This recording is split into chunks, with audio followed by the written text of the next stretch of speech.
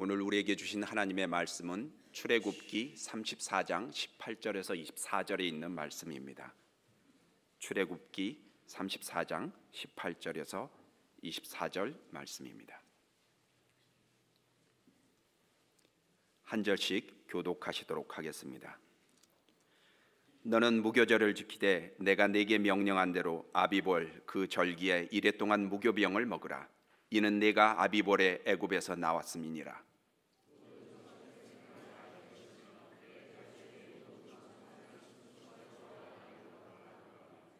나귀의 첫 새끼는 어린 양으로 대속할 것이요 그렇게 하지 아니하려면 그 목을 꺾을 것이며 내 아들 중 장자는 다 대속할지며 빈손으로 내 얼굴을 보지 말지니라.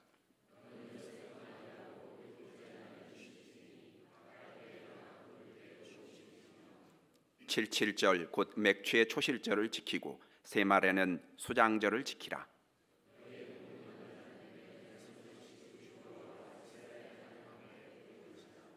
함께 읽겠습니다.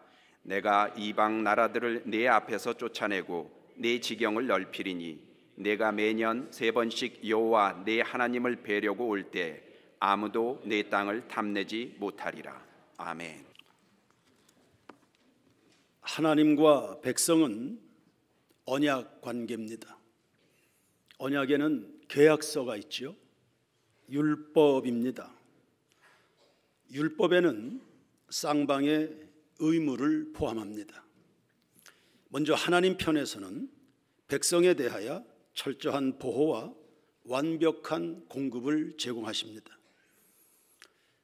출애굽에서부터 광야를 지나는 1년 동안 이미 이 부분이 충분히 입증이 됐습니다. 하나님은 당신의 의무 조항에 매우 성실하셨습니다. 만나를 내려주셨지요. 쓴물을 단물로 바꾸었습니다. 전쟁에선 기도로 승리하는 것을 경험했습니다. 기도로 승리했다는 말은 하나님이 승리를 주셨다는 뜻입니다. 구름기둥과 불기둥, 낮과 밤으로 빈틈없이 보호하셨습니다. 존 브렌즈라는 종교개혁가가 있었습니다. 핍박자들을 피해서 도망가고 또 쫓기다가 어느 허름한 농가 벼 집단 속에 숨어들었습니다. 핍박자들의 수색이 집요했습니다. 무려 열흘간 그가 숨어있는 그곳을 계속 핍박자들이 맴돌았습니다. 먹을 것도 없지요, 마실 물도 없지요. 꼼짝없이 갇혀서 벼 집단 속에 웅크리고 있었습니다. 신기하게도 아침마다 닭들이 와서 존 브렌즈가 있는 벼 집단 앞에 달걀을 낳아주고 간 것입니다. 그것으로 10일을 버틴 겁니다. 하나님은 당신의 백성들, 특별히 믿는 성도들 치밀하게 함께 하심을 믿습니다. 10절과 11절 말씀을 보십시오. 여호와께서 이르시되 보라 내가 뭘 세워요? 언약입니다. 곧 내가 아직 온 땅 아무 국민에게도 행하지 아니한 이적을 너희 전체 백성 앞에서 행할 것이라. 하나님의 권능을 이야기하는 겁니다. 이제 앞으로 펼쳐질 가나안 정복 과정에 하나님이 행하시는 일들을 말씀합니다. 요단물을 멈춰 세우지요. 여리고 성벽이 무너지지요. 그리고 버티고 있는 11절에 가나안 족속들을 다 몰아내서 오래전에 아브라함에게 약속된, 아브라함과 맺으셨던 그 언약을 기억하셔서 그 후손들에게 국가적 영토를 값없이 선물해 주신다는 약속입니다. 하나님 편에서는요, 어떤 의무 조항이 있겠습니까? 정리하면 한 가지입니다. 우상주의를 타파하는 겁니다. 12절 보시면 너는 스스로 삼가 네가 들어가는 땅의 주민과 뭐 하지 말라고요? 이중계약하지 말라는 겁니다. 우리는 이미 하나님과 계약 관계에 있습니다. 13절 너희는 도리어 그들의 제단들을 헐고 그들의 주상을 깨뜨리고 그들의 아세라상을 찍어라. 신앙에는 굉장히 공격적이고 적극적인 것을 말씀합니다. 여러분, 소극적인 거 그거 결코 잘하는 거 아닙니다. 하나님이 기뻐하시지 않는 것들에 대하여 적극적인 거부 의사를 밝힐 수 있어야 합니다. 14절에 너는 다른 신에게 절하지 말라. 여호와는 어떤 하나님? 질투한, 사랑하시기 때문입니다. 사랑하지 않으면 배우자에게도 아무런 관심을 주지 않습니다. 하루 온종일 밖에 나가서 뭐하고 돌아다녀도 전혀 관심 갖지 않습니다. 사랑하지 않기 때문입니다.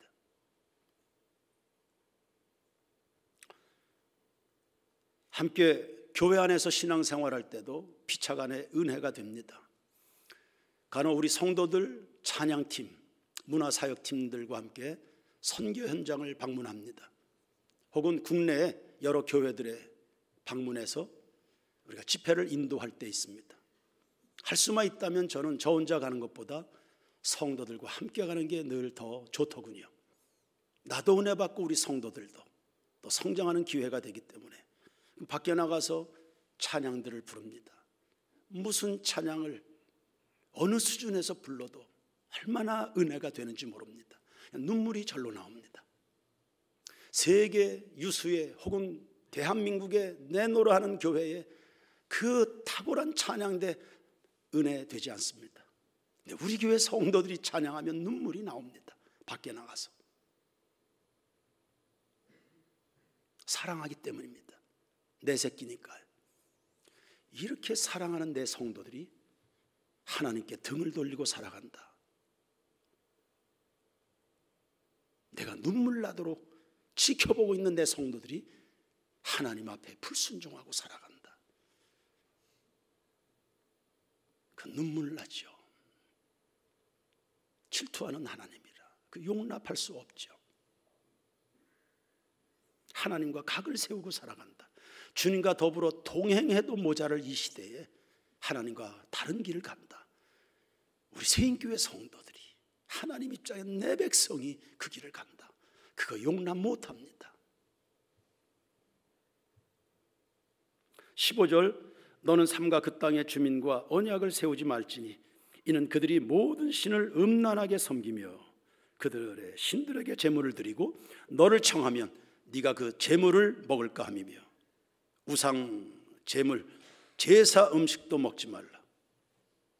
음식이 무슨 죄가 있겠습니까? 그러나 먹다 보면 친해지는 거거든요. 함께 음식을 나누다 보면 정납니다.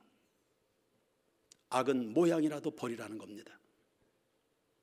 16절 또 내가 그들의 딸들을 내 아들들의 아내로 삼음으로 그들의 딸들이 그들의 신들을 음란하게 섬기며 내 아들에게 그들의 신들을 음란하게 섬기게 할까 함이니라. 아멘. 이방 족속과의 자폰을 금지하는 겁니다. 그냥 무조건 이방 족속이면 안 되는 게 아닙니다.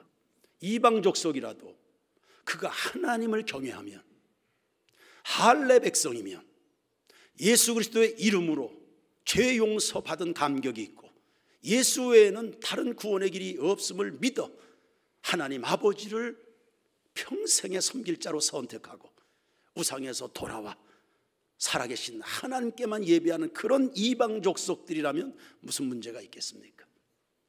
신분도 영적인 존재도 그대로 아직 하나님과는 전혀 다른 삶을 살아가는 그런 사람들과는 가문을 섞지 않는다.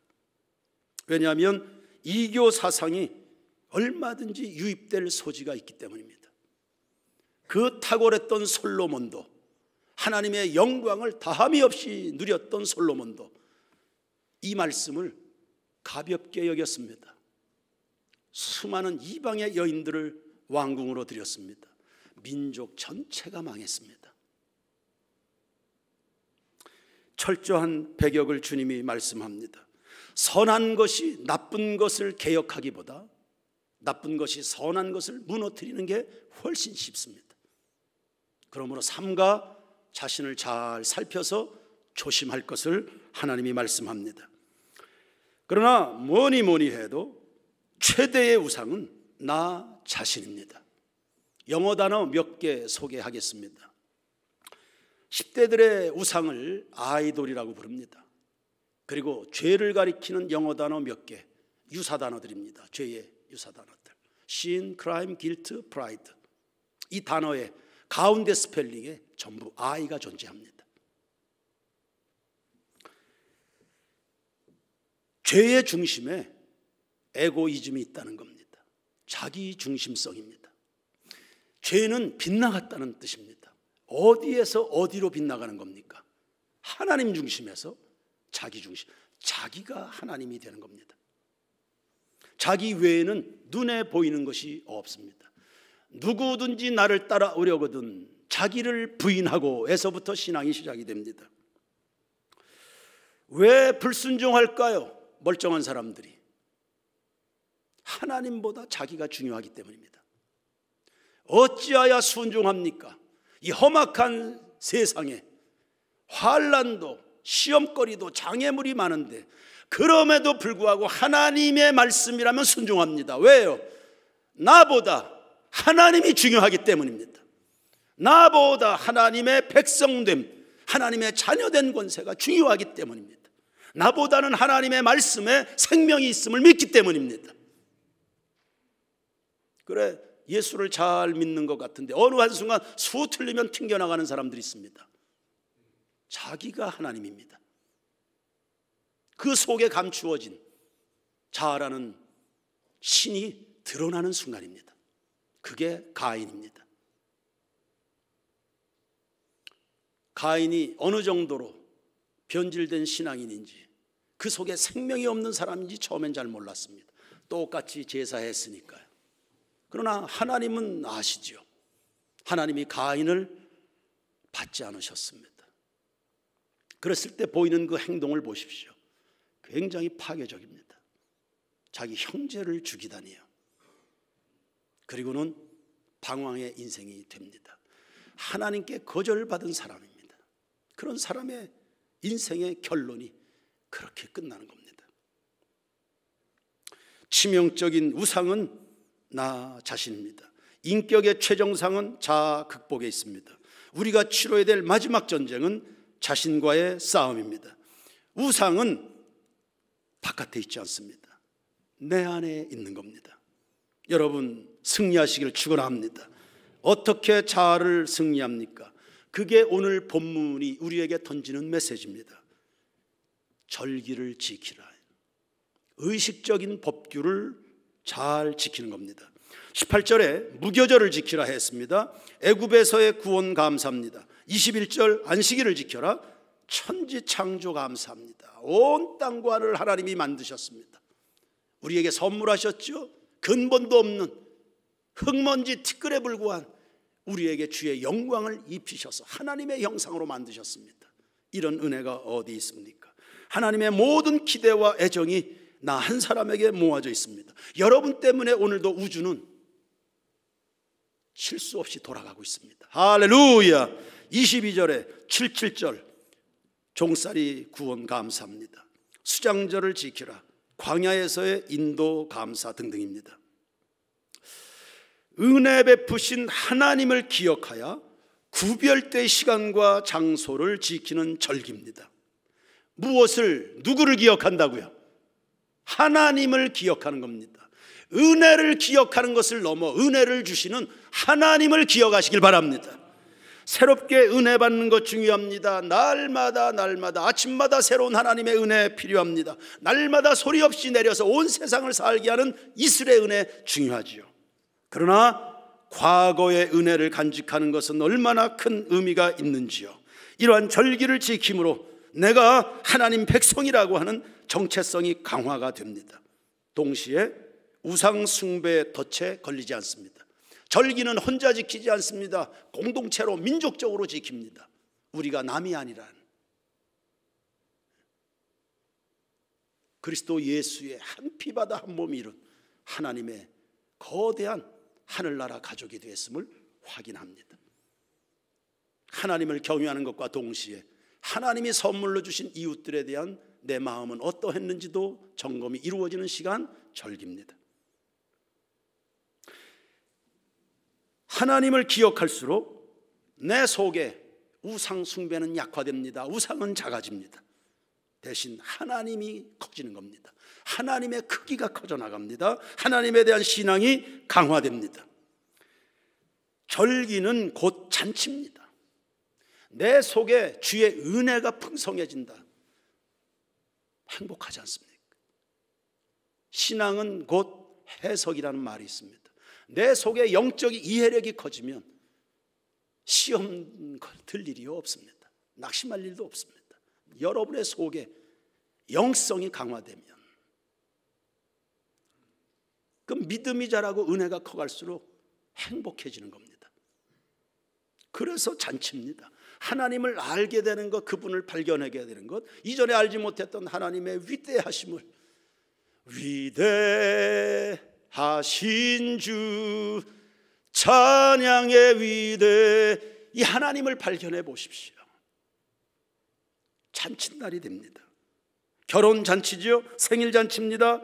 어린아이의 돌잔치입니다.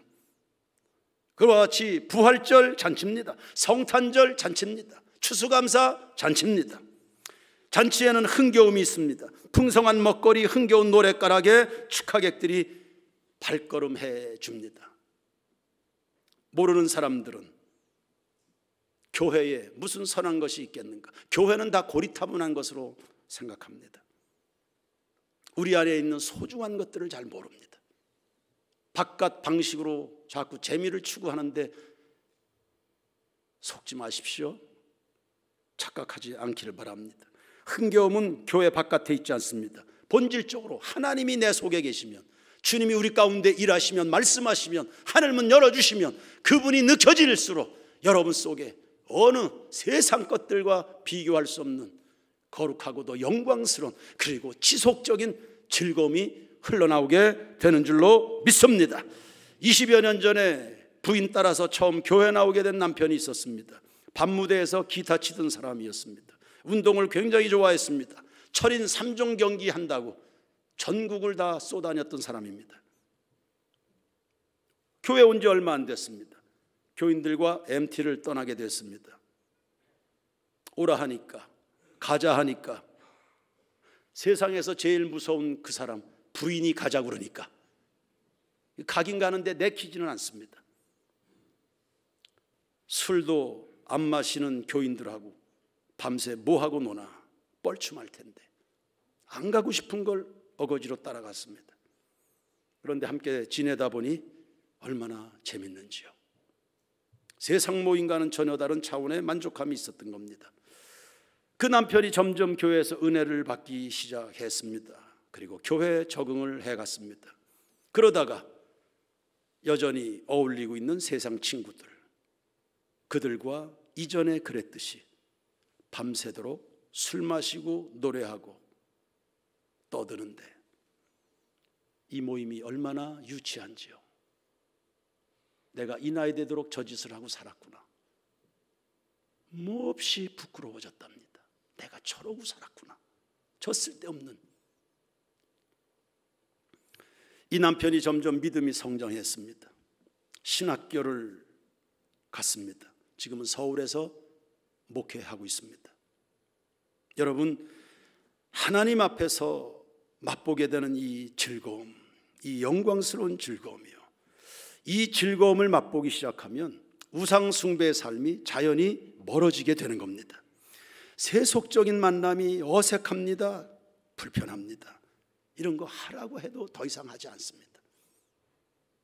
저는 신학교 들어가서 기도하는 친구들과 혹은 전도하는 친구들과 지내다 보니까 고등학교 때까지 그냥 재미나게 지내던 친구들, 그들과 어울려서 저질렀던 행동들 자연히 다 사라지게 됐습니다.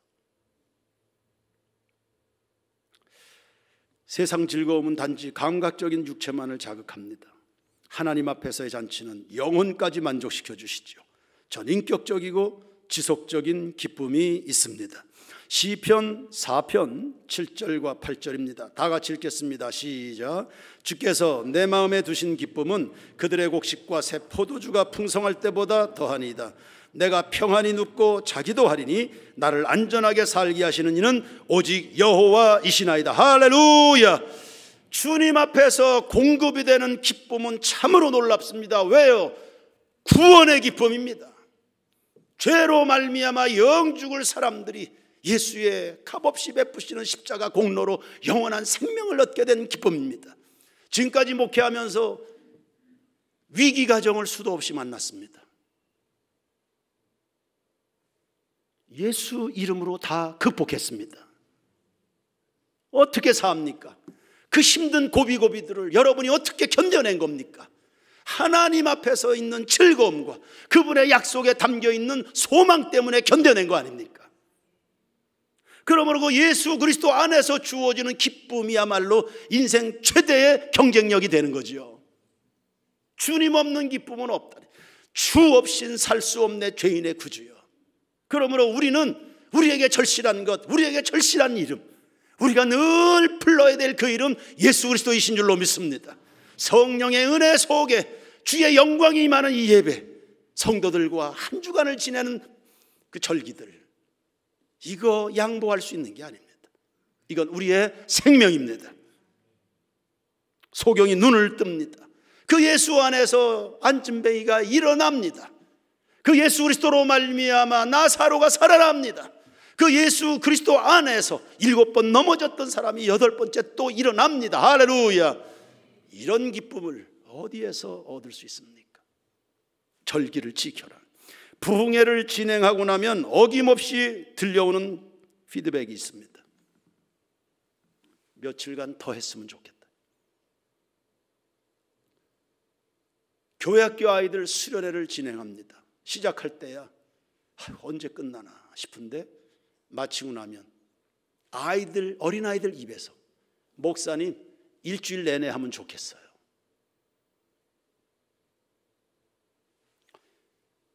인간은 영적인 존재입니다. 우리의 행복의 뿌리는 하나님 앞에 섭니다. 영적으로 채워져야 살아가는 것입니다. 하나님을 즐거워함이 우리의 복인 줄로 믿습니다. 그런데 시대가 점점 거룩한 절기를 뺏어가지요, 무관심하게 합니다. 우리 성도들의 시선을 흐트립니다. 며칠 전에 잘 알고 있는 교회입니다. 교회에서 이제 중직자를 세울 때가 돼서 어떤 사람을 중직자로 세울까 선정 기준을 당회에서 논의했습니다. 장로들 입에서 이런 말이 나온 겁니다. 주일 출석률 기준을 80%로 합시다. 장로들이 그렇게 우기는 거예요. 담임 목사님이 속이 터지죠. 아니 교회 장로를 세우고 권사를 세우는데 주일 출석률 기준이 1년 52주 중에 80%면 통과시켜 주자는 거예요. 20%가 사라졌습니다. 1년 52주 가운데 20%면 몇 번입니까? 1년에 2달 반 결석해도 장로할 수 있는 겁니다.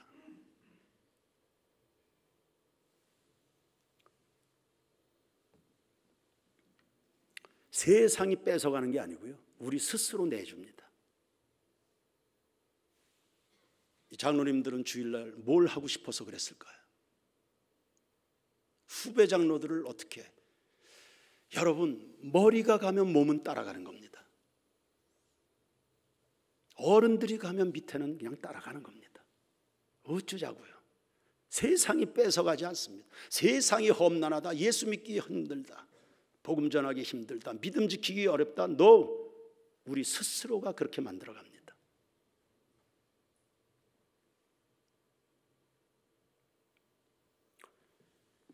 수련회 아예 없어지는 교회들 많습니다. 수련을 하더라도 그냥 하루 저녁 집회만 하는 교회들도 있습니다. 헌신하려는 교사들이 없기 때문입니다. 자기들이 바쁘면 수련회 하지 말자. 자기들이 시간 못 낸다 그럼 수련회 못한다. 본인들은 시간 못 내도 헌신할 준비가 되어 있는 교인들이 수두룩한데요, 그들하고 수련회 하면 되거든요. 자기가 못하면 남도 못합니까? 자기가 바쁘면 교회가 다 멈춰서야 되는 겁니까?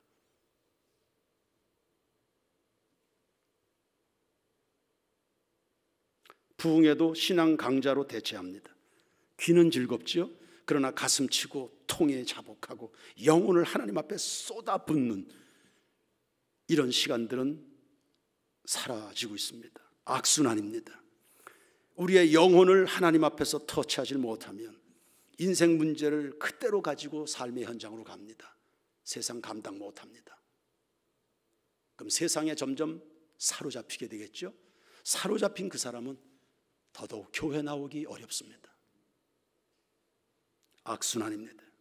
문화 수준, 경제 수준, 지식 수준은 높아지지만 영혼은 곤고하니까 행복 지수는 낮아집니다. 에베소 5장 11절 이하입니다. 너희는 열매 없는 어두움의 일에 참여하지 말고 도리어 책망하라. 그들이 은밀히 행하는 것들은 말하기도 부끄러운 것들이라. 그러나 책망을 받는 모든 것은 빛으로 말미암아 드러나나니 드러나는 것마다 빛이니라. 그러므로 이르시길 잠자는 자여 깨어서 죽은 자들 가운데서 일어나라. 그리스도께서 너에게 비추이시리라 하셨느니라. 그런즉 너희가 어떻게 행할지를 자세히 주의하여 지체 없는 자같이 하지 말고 오직 지혜 있는 자같이 하여 세월을 아끼라. 때가 악하니라. 그러므로 어리석은 자가 되지 말고 오직 주의 뜻이 무엇인가 이해하라. 아멘. 성도들이여, 우리는 이성이 시키는 대로 아닙니다. 감각이 시키는 대로 아닙니다. 하나님의 뜻을 이루도록 살아가게 되길 축원합니다. 그러려고 하다 보니 결국 필연적으로 육체와 싸워야 되는 일이 발생하지요. 육체는 성령의 소욕을 거스르니까. 그러남에도 불구하고 우리는 성령으로 육을 이겨야 되니 영적인 능력을 갈고 닦아야 될 줄로 믿습니다. 그러므로 하나님은 이 절기 때만이라도 시기와 장소를 구별해서 하나님 앞에 머무는 시간, 우리의 영혼이 하나님을 만나는 그런 시간들을 확보하라는 말씀인 겁니다. 이 시간을 통해서 내가 언약 백성인 것과 하나님을 기억하는 시간들을 확보하게 되는 겁니다. 하나님은 어떤 분이시길래 그렇게 기억해야 됩니까? 적어도 내가 믿는 하나님이 어떤 분이신지는 알고 믿어야지요. 이 출애굽기 34장의 배경은 그 앞에 출애굽한 이스라엘 백성들이 황금으로 송아지 만들어 놓고 이게 우리를 인도하는 신이다. 이것이 우리를 책임진다. 앞으로 우리가 얼마를 더 걸어야 될지 모르지만 광야를 지나는 동안 이 황금 송아지가 반은 사람이고 반은 송아지, 이런 형상에 애굽에서 다 배운 겁니다. 이걸 만들어 놓고 급할 때 옛날로 돌아가는 상황이었습니다. 하나님이 극노하시는 상황입니다. 그래도 모세가 죽기 살기로 하나님 앞에 매달려서 그래도 하나님 이 백성 살려주십시오. 죽기 살기로 기도해가지고 하나님이 다시 이 관계를 회복하시는 두 번째 언약을 다시 맺는 과정입니다. 가장 먼저 하나님이 당신 자신부터 소개합니다. 우리의 믿음은 인격적인 관계니까요. 하나님이 어떤 분이신지부터 알아야지 믿음이 건강하니까. 그렇게 해서 하나님을 알려주시는데 34장 6절과 7절 말씀을 보십시오. 아마 스크린에도 준비가 될 텐데요. 보시면 여호와께서 그의 앞으로 지나시며 선포하시되 누굽니까? 하나님이 누구십니까? 위대하신 하나님이십니다. 신실하신 하나님이십니다. 스스로 있는 존재입니다. 피조물과는 구분된, 사람들이 만들어 놓고 광란의 파티를 즐기는 황금 송아지하고는 구별된 창조주 하나님이심을 말합니다. 여러분, 왜 그리 걱정을 달고 사실까요? 삶이 왜 그렇게 속상하고 불안하고 두려운 겁니까? 못났으니까. 지지리도 못났으니까. 연약하지 않습니까, 사람들이? 그 연약하고 못난 사람들이요, 우리가 기억해야 될 하나님이 계십니다. 나는 못났지만 하나님은 위대하시다는 것부터 말씀해 주시는 겁니다. 계속 보세요. 여호와라 여호와라 자비롭고 은혜롭고 노하기를 더디어. 자비롭다. 자식에 대한 아비의 애틋한 심정입니다. 집 나간 자식, 집 나간 탕자를 향한 아버지의 그 애틋한 마음입니다. 그죠? 못된 놈이라고 호적을 파버린다, 이런 아버지가 아닙니다. 잘 몰라서 딴짓하고 다니는 저 자식, 그냥 애틋하게 기다리는 그 마음, 그게 자비입니다. 은혜롭다 그랬습니다. 하나님은 자비로우신데 그 자비를 가지고 우리에게 오십니다. 생색내지 않습니다. 아주 친절하고 공손하게 매너 있게 우리를 사랑해 주시는, 그래서 나 같은 죄인이 유익할 수만 있다면 얼마든지 아끼지 않는 하나님의 마음입니다. 그게 은혜입니다. 노하기를 더디합니다. 얼마든지 죄인이 회개하고 재개할 수 있는 기회를 주신다는 겁니다. 그리고 그 인자와 진실이 많아요, 적어요? 아주 많습니다. 풍성합니다. 누구든지 어떤 죄를 저질렀어도 어떤 집단이든지 주님 앞에 회개하면 얼마든지 감당할 수 있는 풍성한 사랑이십니다. 그리고 7절에 보니까 인자를 천대까지 변함이 없습니다. 역사가 바뀌고 흐르고 천대 역사가 지나가도 우리를 향한 그분의 마음이 한결같으십니다. 이런 하나님 아버지시다.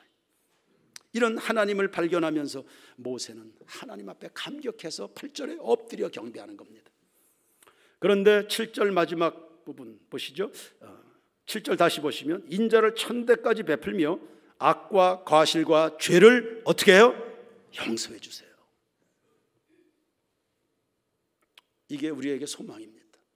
죄인은 아예 그냥 끝나는 게 아닙니다. 용서해 주시는 사랑 때문에 기회가 있습니다. 어제 권수진 집사님과 저녁 식사를 하는데 이런 이야기를 들려줬습니다. 시청률 대박을 터뜨린 최근의 드라마가 있었습니다. 더 글로리라는 세계적으로 큰 이슈를 만들어낸 드라마입니다. 학교 폭력 피해자가 나중에 가해자를 사정없이 복수하는 내용입니다. 아주 끔찍하게 복수합니다. 이 드라마의 키워드가 복수라네요. 당한 만큼 갚아준다. 이 드라마의 세상이 아무런 여과 없이 반응하는 겁니다. 온 세상이 알게 모르게 다 그 메시지에 젖어드는 겁니다. 온 세상이 당했으면 갚아준다. 그 이상으로 밟아준다. 복수하는 겁니다. 전혀 성경적이지 않습니다. 성경의 가치관하고는 아주 다릅니다. 하나님은 용서하십니다. 그러나 이 마지막 부분을 보세요. 그러나 벌을 면제하지는 아니하고 아버지 악행을 자손 3, 4대까지 보응한다. 하나님은 어떤 분이십니까? 죄인과 죄를 구별하여 다루시는 겁니다. 그래서 죄인인 우리는 용서해 주시지요. 그러나 죄는 도말하시면 그게 십자가입니다. 하나님은 죄인을 향해서 무한히 팔을 벌리십니다. 그러나 그 죄는 도말하셔야 되기에, 그분의 공의는 집행이 돼야 되기에 하나님의 아들이 죄값을 대신 십자가에서 치르신 겁니다. 이런 은혜로 오늘도 우리가 감히 하나님을 아버지라 부르며 이 영광스러운 예배 자리에 앉아 있습니다. 그리고 하나님의 또 다른 은혜와 복을 기대하는 이 순간입니다. 이게 우리가 믿는 하나님 아버지입니다. 이런 하나님 앞에 우리는 어떻게 절기를 지킬까요? 지금 우리는 사순절을 지나고 다음 주 건너면 고난주간과 함께 인류 최대 명절인 부활절을 맞이하게 될 겁니다. 여러분, 어느 때보다도 의미 있게 오늘 이 말씀을 사전에 주셨으니 이 말씀을 붙들고 영적으로 상승하는 그런 거룩한 절기로 맞이하는 여러분 모두가 되길 축원합니다. 그래서 우리 교회 문화사역국에서는 그림으로 만나는 부활절 기독교 성화 전시를 오늘부터 진행하고 있습니다. 오늘 저녁 집회 때는 특별 강사 목사님이 오셔서 그 성화에 대한 설명과 함께 은혜를 전달해 주실 겁니다. 여러분, 감동의 시간이 되길 바랍니다. 저는 2003년에 로마 바티칸 성당을 방문했습니다. 미켈란젤로 등등이 그린 벽화며 천정화를 보게 됐는데 저는 충격을 받았습니다. 감동을 넘는 충격을, 눈물이 핑 도는 감동을, 그림 한 점에 그림이 가지는 힘이 이 정도인가? 그림이 전달하는 그 메시지가 이렇게 강렬한 호소력을 가지고 있는가? 성령에 붙들린 사람의 끝에서 나온 이 그림 한 점이, 성령에 붙들린 사람이 부르는 찬양 한 소절이, 성령에 붙들린 문학가의 그 펜 끝에서 나오는 작품 하나가 이런 호소력을 가지고 있다. 이집트를 거쳐서 예루살렘과 갈릴리 호수를 지나서 제가 간 곳이 바티칸 성, 그 이전까지는 별 감동이 없었습니다. 그림 한 점에 제가 충격을 받았습니다. 이런 거구나. 그림 한 점이 이런 힘을 가지고 있구나. 이번 절기를 지나며 새롭게 주님과 접촉하면서 하나님의 영광과 동시에 나 같은 죄인 사랑하시는 주님의 은혜 앞에 전율하는 이런 절기 시간 보낼 수 있게 되길 바랍니다. 어떻게 이 절기를 지낼 것인가 정리합니다. 첫 번째, 명령입니다. 18절에 보면 이 절기를 지키되 명령한 대로 지켜. 성도 여러분, 하나님의 말씀을 목숨처럼 생각하시길 바랍니다. 욥기 23장 12절입니다. 내가 그의 입술의 명령을 어기지 아니하고 정한 음식보다 그 입의 말씀을 어떻게 해요? 더 귀하게 해야겠다. 이게 욥입니다. 그 시련을 극복하고 2배의 복을 받은 욥의 태도입니다. 음식보다, 일정한 음식보다, 음식은 생명입니다. 내 목숨보다 말씀을 더 귀하게 여긴다. 아담은 말씀을 소홀히 여겨서 실패했습니다. 반면교사로 삼으셔야 됩니다. 오늘 대표기도 집사님이 했습니다만 전라남도 극심한 가뭄이 왔습니다. 말세 경고이기도 하지만 엘리야 시대가 떠오르지 않습니까? 3년 6개월 동안의 가뭄입니다.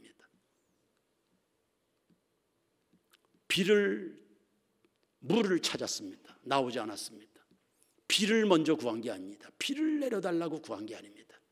그들 속에 우상을 제거했습니다.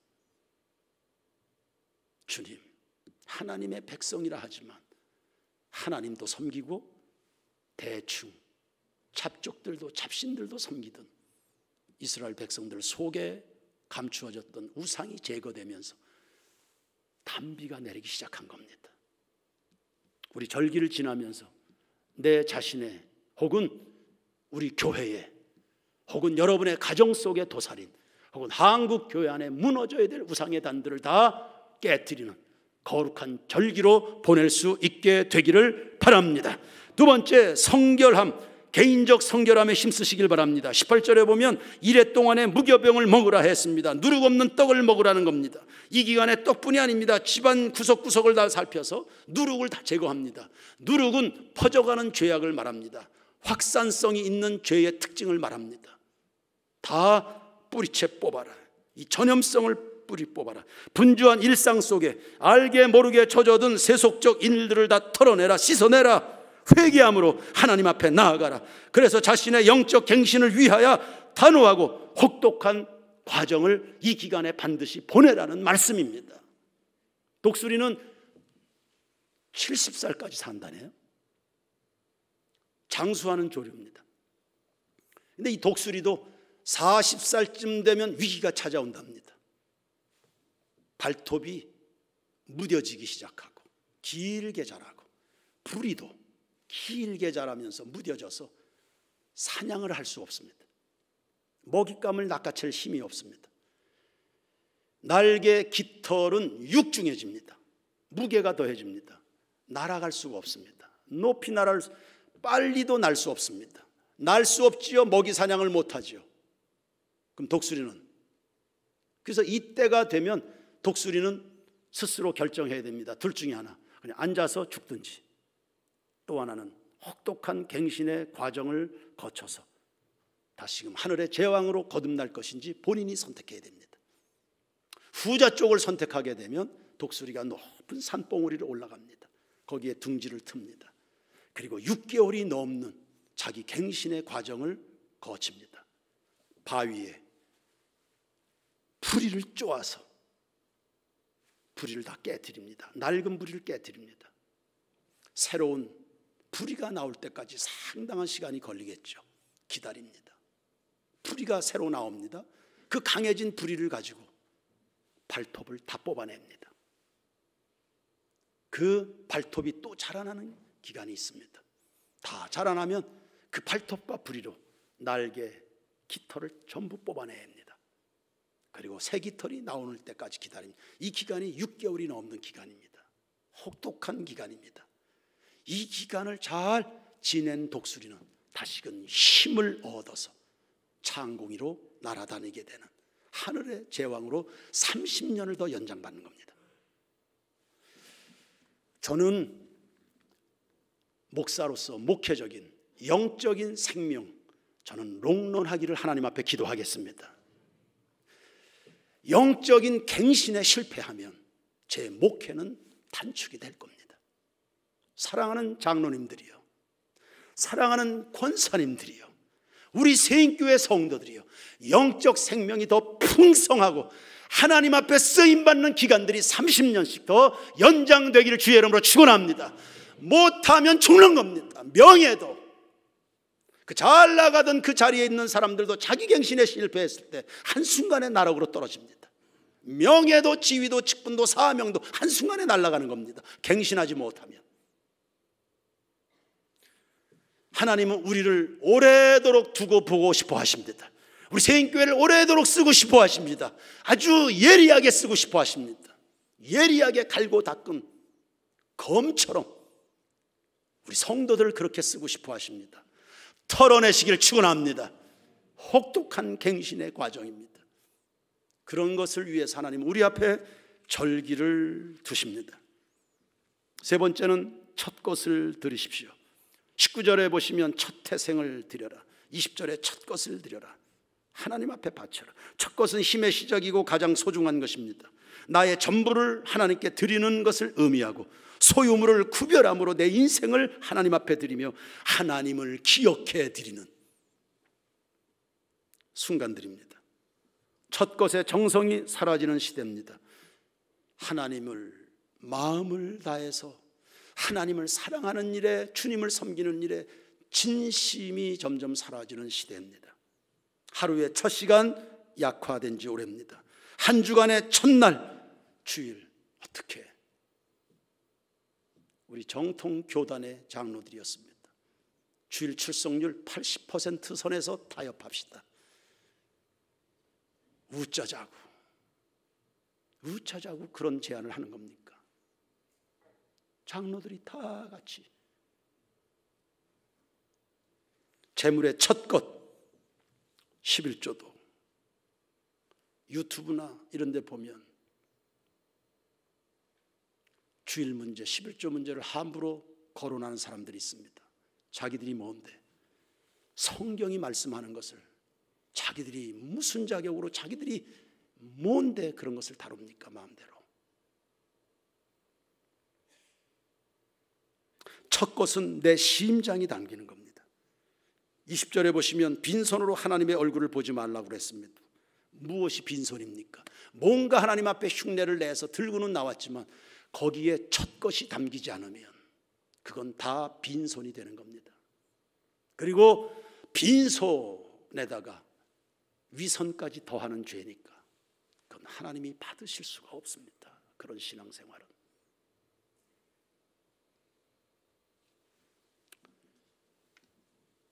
일전에 어느 교인은, 그때가 종려주일이었습니다.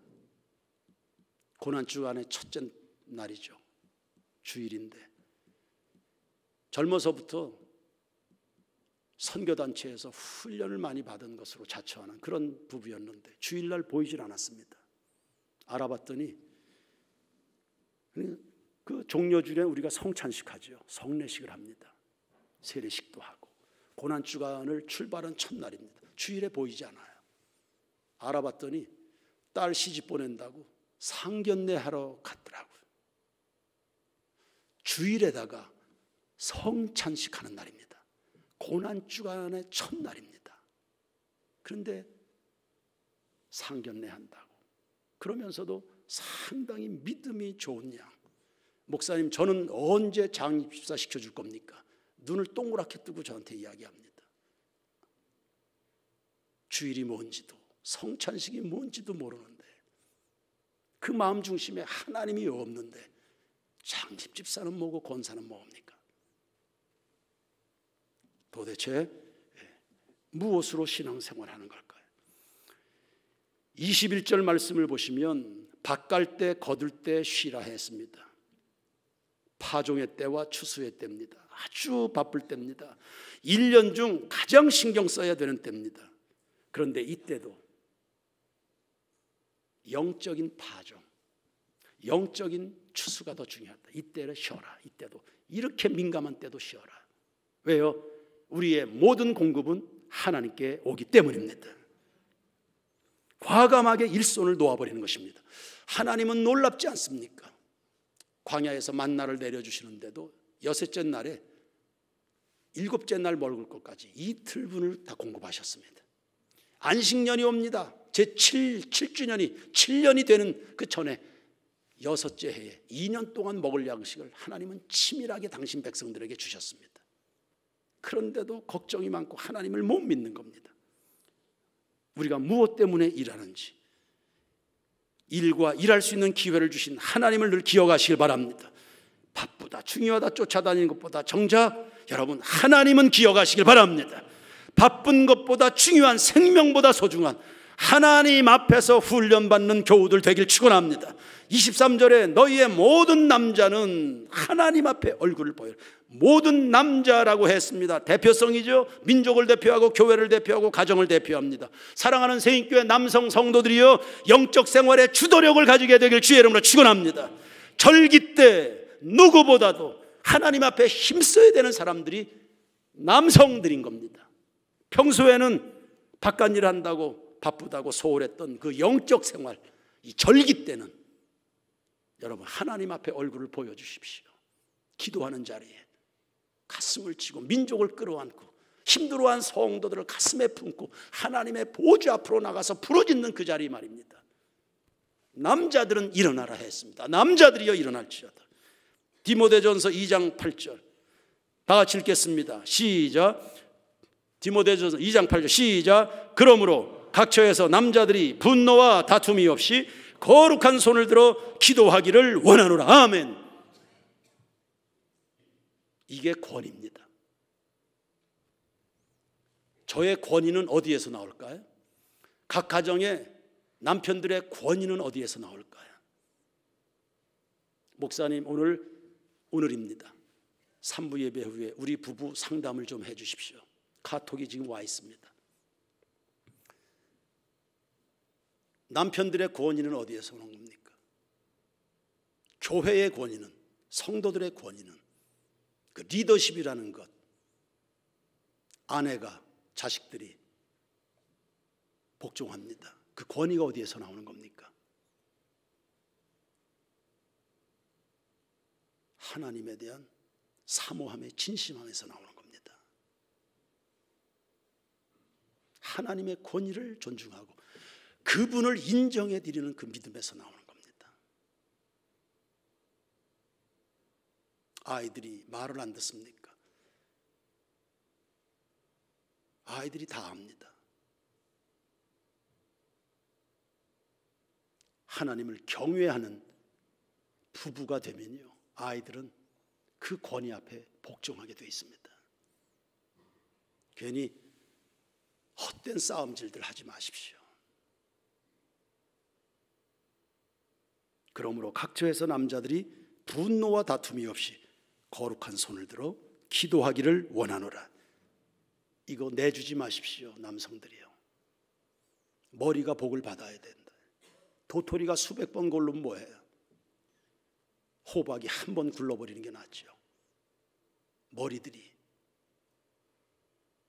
우리 장로님들이 복을 받아야 됩니다. 우리 남편들이 각 가정에서 복을 받아야 됩니다. 크게 아멘 하시길 바랍니다. 마지막 결론입니다.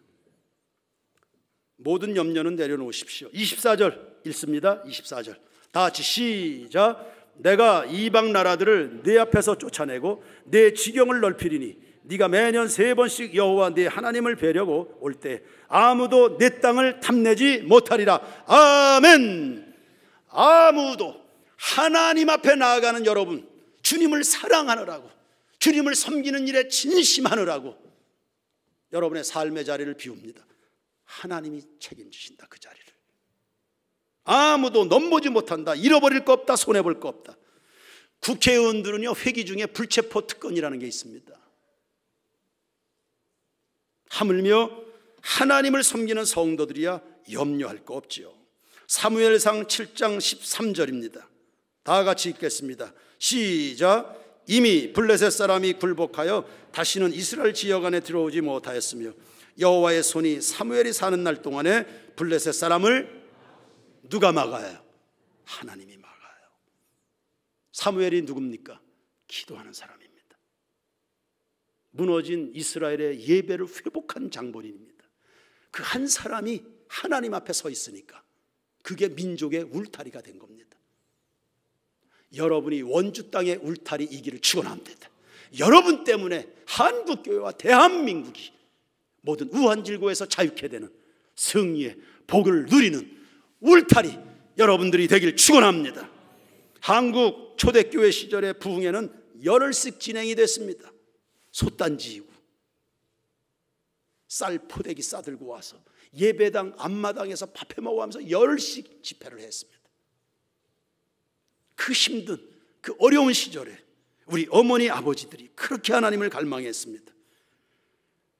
그런 교인들을 보면서 하나님이 민족의 복을 주셔서 지금의 대한민국이 된 겁니다. 이 아름다운 것을 지키시기를 축원합니다. 하나님 기뻐하는 것이 곧 민족의 운명인 것 깨닫게 되길 바랍니다. 정치적으로 제도적으로 개선할 수 있는 거 아닙니다. 하나님이 복을 주셔야 됩니다. 성도 여러분, 하나님이 여러분에게, 우리 교회에 하나님이 복을 주셔야 됩니다.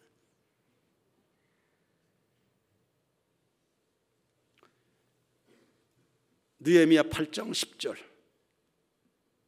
읽고 설교를 마칩니다. 시작.